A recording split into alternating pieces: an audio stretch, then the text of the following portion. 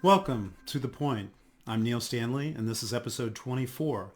Today we're going to talk about straddling high local liquidity and global interest rates increasing. This is really a follow-up to the January episode where we talked about dealing with rising interest rates. In that episode, we talked about several perspectives in terms of inflation was going to prove to be more relevant or as relevant in coming years as unemployment had been to the Fed in the previous 30 years. Inflation demands reassessment of the lessons learned since 1990. Those lessons that we thought we knew were that inverted yield curves led to a recession, and that we had to have lower interest rates anytime we had a financial crisis. Those two things are now deeply in question with the presence of inflation. Also, we expected a return to positive real mortgage interest rates, which means that interest rates had to go up or that inflation had to come down, or a combination of the two. So far, we haven't seen inflation dropping at all, but we have seen interest rates rising. We suggested that you should be using forward implied yields and total return analysis to really understand the positions that you're taking, and then to understand the asset duration and convexity levels to assess your exposure to rising rates, as we had predicted that this would be a painful time with interest rates rising. We also recommended you use the Federal Reserve System to determine and produce your own economic narrative. And lastly, we highly recommended that you study the dot plot, not just the dot plot, but what's behind it in terms of GDP, inflation, and unemployment expectations. Because once you understand what they are expecting, you can see why their interest rate forecasts are set as they are. And if you deviate in the expectations from what they are expecting, you can expect differences in interest rates in the future to transpire. So the Federal Reserve data, we know that consumer price index has been high. We know real domestic product has been strong. We expect it to go down in this first quarter of 2022. We know that interest rates have risen dramatically, and that's really what is prompting this particular episode of To the Point, with low unemployment. In fact, it's as low as it's been. The only times that are materially lower were in the 50s. So it's a very strong environment that we find ourselves in from an economic data standpoint. And that's what's leading to higher interest rates. Compared to where we were at the beginning of 22, we see that the 30-year was at a 201. It is 100 basis points exactly higher as of today, April 19th. We're at a 301 level. So a 100 basis point increase in interest rates. There were many people who thought that just wasn't going to happen at the beginning of the year, and the data tells us otherwise today. We can also see that the interest rate term that grew the highest was 183 basis points on the 2-year, going from 0.78 to 2.61 as of today.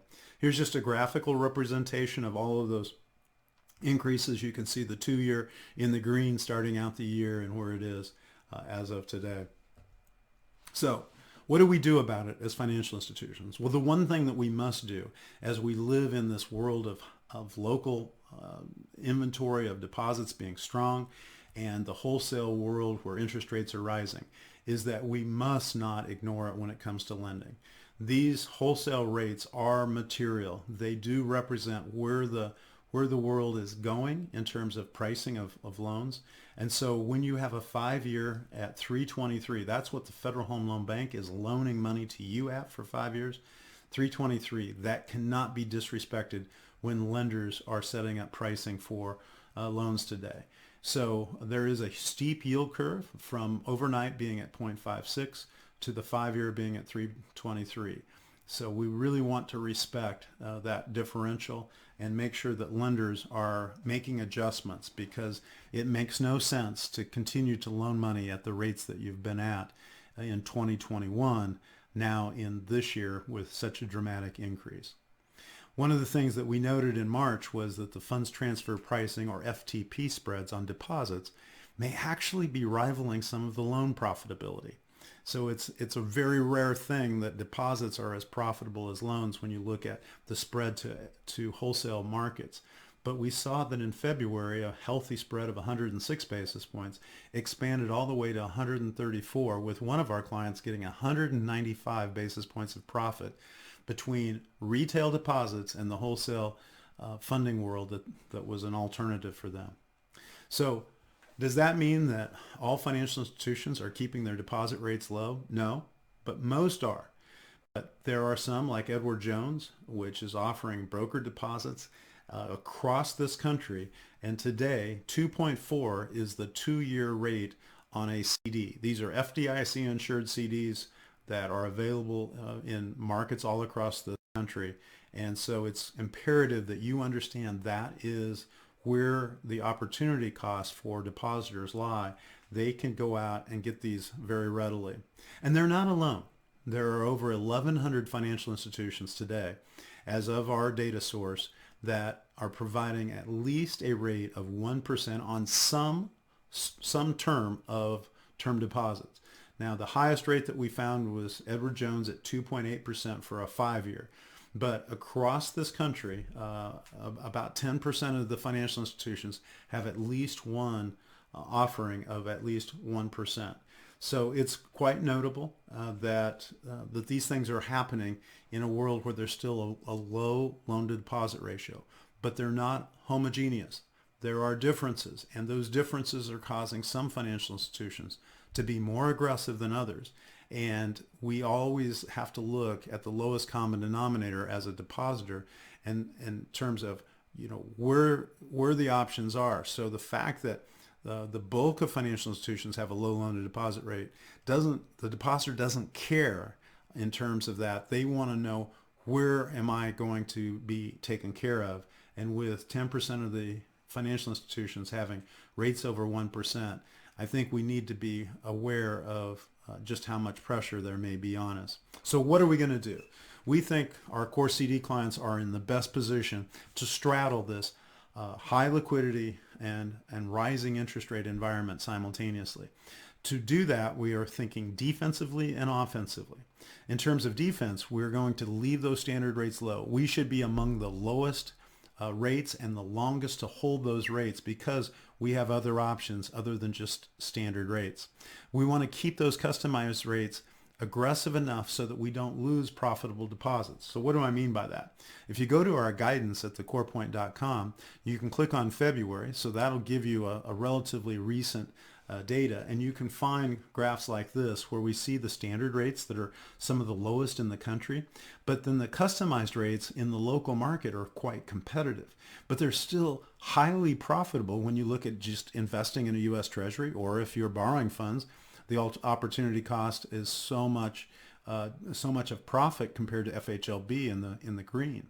And so this represents a very attractively priced structure where we're keeping cost of funds low, but we're not letting deposits walk away to our local competition. So we highly recommend that strategy. And then also to offer a limited edition savings as a retention device, so that you can keep deposits from leaving as they move into a savings account. And then to get more term deposits, we find that companion accounts are a great way to promote your term deposits.